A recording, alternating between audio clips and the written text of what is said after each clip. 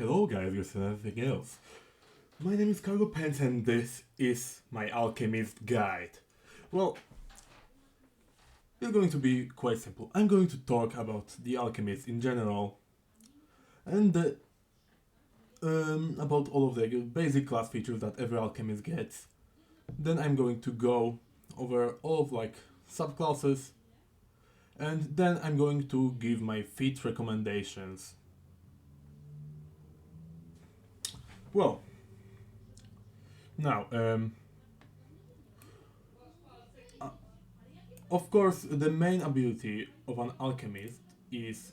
Oh, yeah, I opened the wrong thing because I wanted to check. I opened my thumbnail. I wanted to check if my family is not making too loud of a sounds in the background because they always need to. Well, important things. Mostly. Mostly, if you read, as you can see, there's an additive trait. AKA, if there's an additive trait, that's mostly when you upgrade your own bombs, elixirs, and all of your alchemical items. Because as an alchemist, you can actually take alchemical items that you already can have in the game and just upgrade them. Well, if you may, so additive essentially means if something is additive too, you may, it is essentially like an item that is 2 levels higher than it actually would normally be. For example, if you have an Alchemist Fire, level 1 Alchemist Fire, let's say, then it would become level 3 Alchemist Fire if you gave it a thing that has additive 2. And that means that you would need to be at the very least level 3 to be able to make that thing. While you can make alchemical items of level 1 at level 1, here you add additional 2 levels if something is additive 2. And then it means that, for example, if something is level 1, you add additive, then you need to be level 3 to actually make upgrades to a level 1 thing. Well, now you use intelligence as your thing. It will give you extra regens that are things that you use to essentially just craft alchemical items for free. And you're a okay class in terms of health because, well, you have the average health, aka 8 plus your constitution modifier.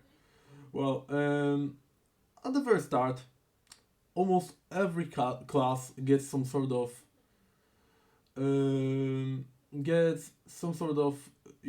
all of the just normal stuff and some skills. So you're trained in perception, which you usually use to roll for initiative, so you won't really be that fast in battle, but you don't need to be that fast. You're going to be a support and healer, so just healing. Healing is usually done after your allies take damage, so that's actually even a plus. You're expert in both fortitude and reflex, because, well, you're a martial class despite functioning essentially like a spellcaster. Yeah, so you're trained in crafting, which is the skill that you use for crafting, and 2 skills plus and 3 skills plus your intelligence modifier, which will be pretty high because intelligence is your main stat that you probably. So that means that you will probably start trained in crafting and 8 other skills. That's 9 skills total. You will be trained in just simple weapons and alchemical bombs. That most of them are usually martial, at least as far as I remember. And of course unarmed attacks because everyone is trained in unarmed attacks. Well, you have armor up to medium, that is pretty decent. You can actually start with medium armor by sacrificing. You can actually try to start with medium armor by sacrificing, for example, some of your wisdom, but I wouldn't actually do that. I would personally, for your stats, I would put 18 in intelligence, 14 in dexterity, wisdom, and constitution. Because you already have weak. You already are weak at will saves. So it's better to like even dump dexterity. In that case, if you want to get strength for your armor, but then you wouldn't need to take strength for your armor if you dump dexterity, and that would just force you into 17 or dedication. But anyways, yeah, and I would then after that put like 10 in strength so you can still wear light armor. And actually I would use chain shirt as an armor at the start. So you could technically even put 8, but I would just put it on at the start and later switch it up for leather armor. Once you hit level 10, I would switch it up for leather armor, so you don't have like these bonuses. And I would like put you 8 in charisma personally. Of course, you get all of the basic stuff. And with alchemy, you essentially just get alchemical crafting thing, which essentially allows you to craft alchemical items. You have infused regions that essentially are points that are your level plus your intelligence. So normally you would actually just start with one regent if you didn't have anything in, but you of course put in int, and then well, you have 5 at the start pretty much if you do stats spread correctly. So you have advanced alchemy. So at the start, at your daily preparations, you can just create the item during your daily preparation. That's pretty simple. And your daily preparations start, and then you can just create items. 1 regent is equal to 2 items. And you of course can create these items up to your level. So yeah, that's actually really simple. 1 level equals 2 items, and they last like 24 hours or the next daily preparations, but you usually it's just the next daily preparations. And quick alchemy allows you to just use 1 action to spend 1 of like these infused regents to create 1 thing just for a moment. So yeah, that's pretty simple. You just create it in your hand. You just essentially create it in your hands or something really quickly, or just pull it out of your butt or something. And well, you have an alchemical thing, but it will just last until the end of your next turn. And of course you have formula book that essentially just allows you to just have all of like the basic formulas. And essentially, usually you will just start with a sample formula book that essentially just gives you acid flask, alchemist fire, lesser antidote, lesser anti-plague, lesser cheetah's elixir, lesser elixir of life, lesser tongue food bag, and lesser smoke stick. Which is kind of disappointing in my opinion, because Tangle Food Bag counts like a bomb, and counts like a bomb, and Smoke Stick doesn't even count as anything. So I would personally, if you started off, I would keep all of the like stuff over here, but change Tangle Food Bag and Smoke Stick for some 2 poisons or something that are level 1, of course. Now, research field will be your subclass. Now, we'll talk about this later. First, of course, you get your feats, all your normal things that our classical character gets. And then at level 5, you will get a thing that is called Field Discovery, that is, well, another upgrade from your subclasses.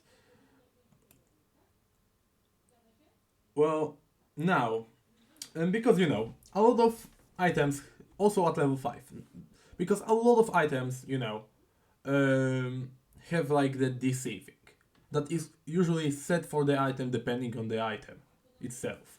So now you can use your class DC instead of the DC of the item, which usually your class DC will be higher because it's rank plus like your level or something. So instead of like Alchemist Fire, I think that my player used has like 17. 17. I don't know if it was Alchemist Fire or some sort of poison, but it had like some sort of 17 DC. So now his DC is a bit higher than that, so that's a positive change. Then you will get essentially in all of your stuff that you were in all of the stuff that you were trained at out of weapons, you will become expert. So yeah, that includes bombs. So that won't be really that horrible. Now Iron Wheel.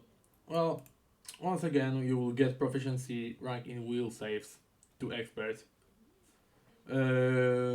Which actually will be pretty decent of a balance, but you know, later on you will get master in order to, which will be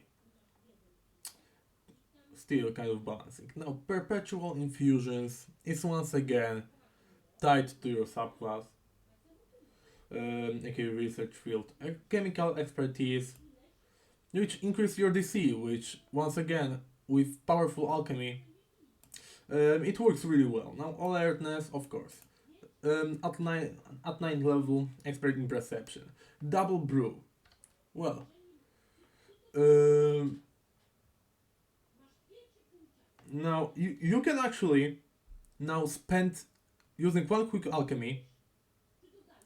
You can actually just get 2 items instead of 1 item, which is actually pretty good because which is actually pretty good technically because you can, for example, if you're trying, of course, to like balance stuff out, you can, for example, create one alchemist fire and throw it at an enemy.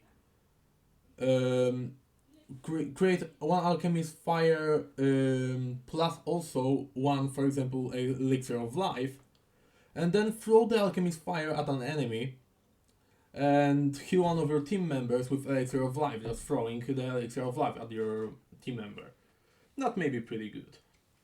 Now Juggernaut, of course, fortitude saves to master at level 11, and another, you know,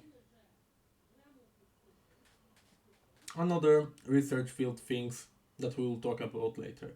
Now expert in medium armor, of course that's +2 to AC, so that's of course great. Weapon specialization.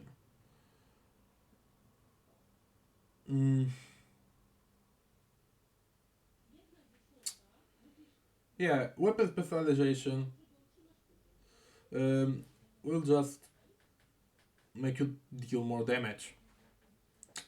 Yeah, that's pretty easy. I don't actually know why is it on like a you know. I mean, I technically know because it needs to like increase damage, and it's a martial, so you know. But I don't know why they pointed out legendary. I mean, I guess it's because it's a copy pasta ability, for example, probably. But you know, it does a damage increase. That's pretty good. Now, alchemical alacrity. Well, when you use quick alchemy, you can create free alchemical items. And they do not have to be the same this time. I mean, like with quick alchemy, you can create free alchemical items, you know.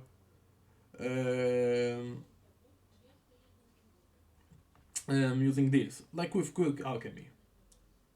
Evasion, now of course, you know, reflex saves. To master. Of course, so you will have low will.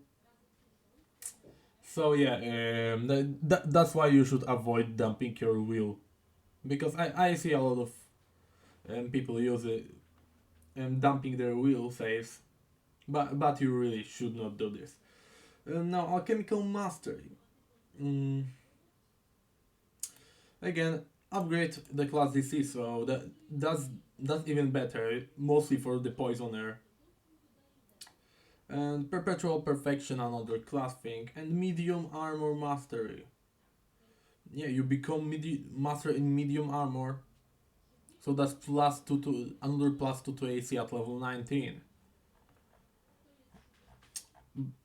At that moment, you will probably have your medium armor like maxed out in terms of runes. So yeah, that I think is pretty good. Now 15 minutes and we got over the basic class. Now of course with research fields. Um, you have bomber. Um, well, now when throwing bombs, of course you get additional formulas, and when throwing bombs you can just designate one target instead of just everyone in the splash area. That's pretty good. I have a bomber alchemist in one of the campaigns I'm running, and that's pretty cool. Except the fact that he kind of misses a lot because he has low dexterity. When using advanced alchemy to make your deadly preparations, now at level 5 you create 3 or instead of 2 of the same items if this item is a bomb, of course. Now perpetual infusion gives you 2 level 1 bombs at level 7. That is kind of bad, you know. And yeah, perpetual stuff is just getting extra formulas over here just for bombs. And greater field discovery. Now you just have higher splash damage rather than 5 feet, aka splashing 5 feet from the creature, which would actually be like a 4x4 area technically, maybe. I think at least it can take up like 3x3 area with 15 feet if you have extended splash, of course. That is a 10th level feat that you can pick from Alchemist or Demolitionist. Now Kirurgeon is pretty similar, but now you can use crafting instead of just medicine, even prerequisites. So yeah, that's really good because medicine skill is pretty useful. Now you field discovery. Of course, 3 instead of 2, but this time it's just for elixirs. And funny fact, pretty much every mutagen counts as an elixir, so you can also create more mutagens with that, technically. Now, perpetual infusions.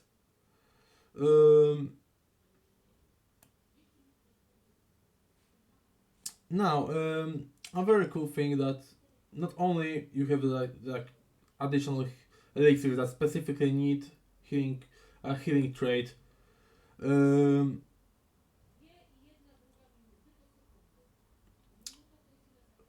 Now yeah. Now if a creature heals hit points from a perpetual infusion, that creature is temporarily immune to healing hit points from subsequent perpetual infusions for 10 minutes. But not immune to any other effects of those infusions. Just keep that in mind. Of course, 2 more perpetual things, the same as always. That is just level 1, then 6, and then 11th.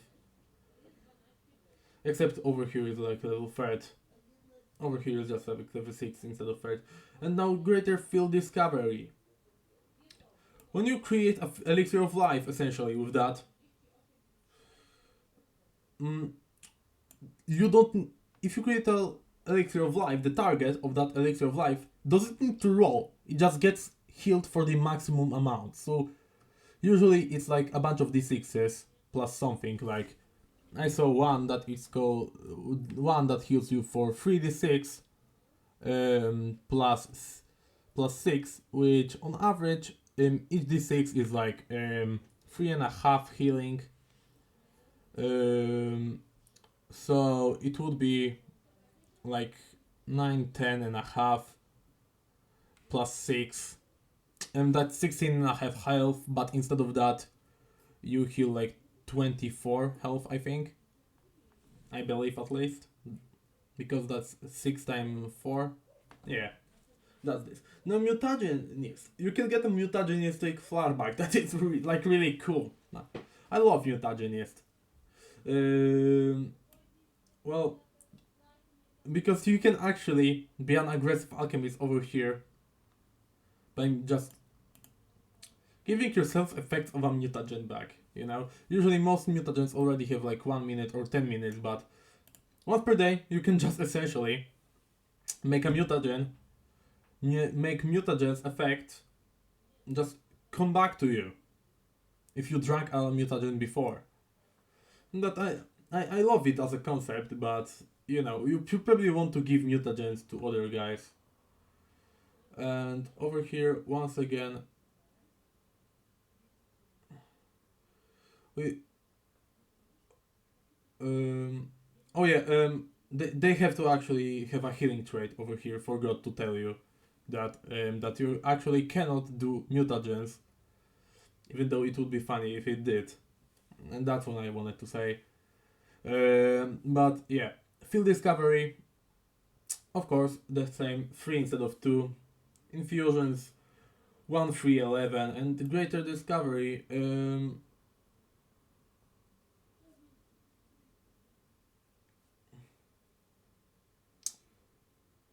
can essentially just. That's actually like.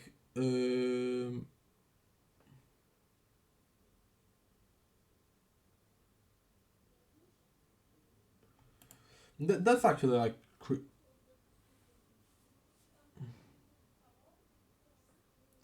That's actually pretty good, actually. That's my favorite thing, because you can just actually turn yourself into that Frankenstein monster with that, because if you drink with mutagenic flashback, you can essentially just get effects of 2 elixirs, and you know, if there's polymorph, you essentially would transform into one thing and you can have one form at a time, but no, here you can have just a mixture of 2 monsters or something, and I actually love that. That's why I said that I adore this class, but also you have to drawbacks of both, unless you pick a special fate that removes drawbacks. So yeah, I love that one for flavor and stuff like this, but overall, mechanically, Kirilljohn is, in my opinion, more fun to play. More fun to play because you can focus on like just crafting. You don't need any separate medicine, and you can just function as your party's healer and stuff like that. And you can give bombs to other characters, like fighter. You can essentially make a bomb fighter that works with a Kirilljohn. That's really cool. And then toxicologist. Yeah. Well, now you can apply injury poison.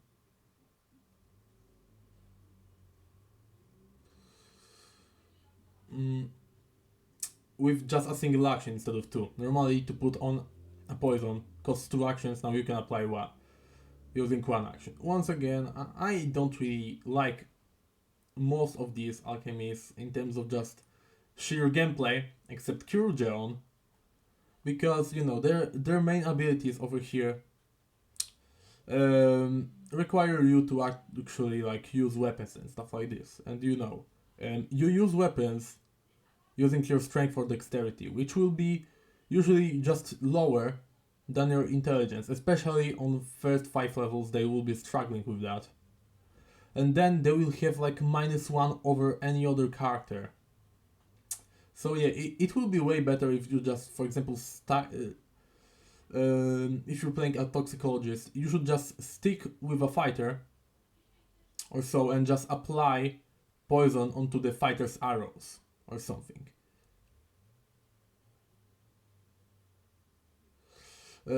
I always say that, but it says that you're holding a weapon, you're wielding as a single action.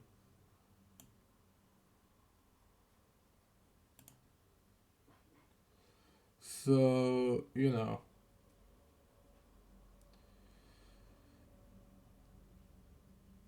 I think that you can put this on your allies' weapons. So I think that you should just have a bit of like, you know, healing options with that toxicologist, while also just applying it on like weapons of your ranged characters. For example, bullets of a gunslinger or something, or like arrows. Now, going back to that because I talked a bit too much, and I don't want to make the video like too long. So now, greater field discovery. Well, similar to like mutagenist, you can just mix two poisons.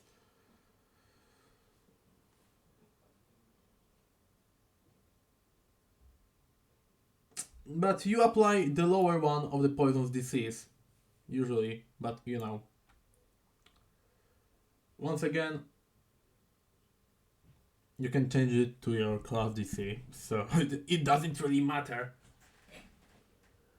And yeah, these are these guys. So now, for my fifth picks, yeah, because a lot of people talk to me, asking me for my fifth picks, but I don't really know. I didn't really know that these people play Pathfinder Second Edition. But yeah, usually I start off with just quick bomber of Alchemist, and then they get confused for some reason. I don't understand these people. Well, quick bomber is pretty cool. Firelobber also may work, but you know, you can buy a grenade launcher that will give you like 60 feet of distance, and this one gives you just 30 or so. So quick bomber is the best one in my opinion. You can also use sable delivery to do it via blowgun, but blowgun is a horrible weapon. You can just like use it mechanically, just apply this on your allied weapons. That would be way better, especially if you have a gunslinger or fighter with a bow. Gunslinger with a crossbow or fighter with a bow, you should be able to like apply it onto arrows or something. But even if you're not a poison guy, then you can just take a few poisons, just you know, and just apply it before battle. And then yeah, like use bonuses of, for example, a Cure John, which is once again Cure John supremacy. Calculated splash, of course. It's pretty good. It's pretty good. Also, revivifying mutagen is also pretty cool, but I wouldn't say that it's like very good or something. Now, you have, for example, if you're a mutagenist, you can, for example, see now a lot of feats are just upgrades of things that you already have. So yeah, you should actually just pick things that let you this. For example, invincible mutagen is just bonus to Juggernaut. So if you use Juggernaut, which is one of like very good mutagens, you would actually do this. And remember, there are a lot of like additive things. You add 2 levels to that before just actually creating this to see even if you can do this. Now, as you can see, on the higher levels, level 20, Philosopher's Stone will be actually pretty good. But now, once again, Perfect Debilitation won't. I don't really like this because once again, you need to actually fight as an alchemist that has like lower stuff.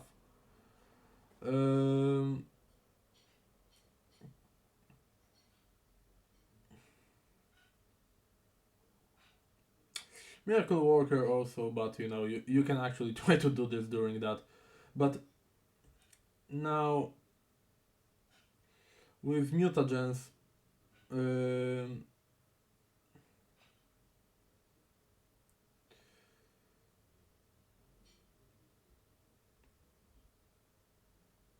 you can actually apply on yourself like one mutagen.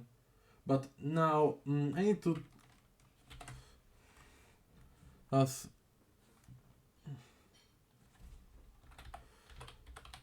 There's like the perfect mutagen, I think it's called. Oh yeah, there are 5 more. So yeah, perfect mutagen is another thing that I really like because it doesn't give you drawbacks. Once again, that's really good. So yeah, for my feat picks, these are essentially picks of my feat um, that I pick for Alchemist. Now, this is pretty much like one of the most important. You just if you use, for example, elixirs of life and stuff like this, you can pick like merciful elixir and stuff like this. If you, for example, use a mutagen that is just bestial mutagen, you can give it, you can actually try to use it and stuff like this, It's especially good if you have, for example, a fighter that uses brawling weapon group. Um, so yeah, pretty much always the most important thing about Alchemist is, well, they work great with fighters. They can apply. If a fighter is with a bow, toxicologist can just really quickly apply it onto arrows things because usually you don't want to be in the front line if you're an alchemist. I think. That, I mean that's at least what I think. Until like level 10, then you can actually try to be in the front line a bit. But especially if the fighter is ranged, then poisoner shines. Mutagen shines if you have like a melee fighter, so why not monk? Because well, you see, because monk doesn't have like the legend in the strikes, but you can actually try. Even though monk has stances that are way better than these attacks from bestial mutagen and stuff like this. So yeah, mutagen works great with pretty much any tank because Juggernaut mutagen exists. But if you're trying to use a bestial mutagen, once again, fighter is the best option. But it works with any tank pretty much. And now let's think. And now, not let's think. Bomber once again works with a fighter that uses bomb stuff. Because your attacks usually won't hit, especially if it's a strong enemy. And lastly, especially because your attacks are also like limited with your bombs. But oh yeah, and also lastly, Kirurgion is great in any situation pretty much because you can use crafting for medicines. So that's already pretty great. And now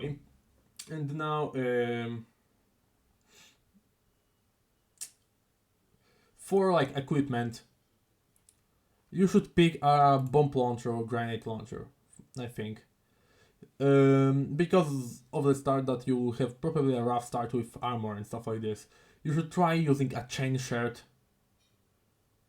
Because it has flexible trait, so it ignores pretty much any weapon with pretty much any armor with a flexible trait will do this. Will do this well. And now, but chain shirt is my personal favorite, and also we have a bomb launcher, I think. Yeah, you have a bomb launcher that allows you to essentially, it's a level 1 item,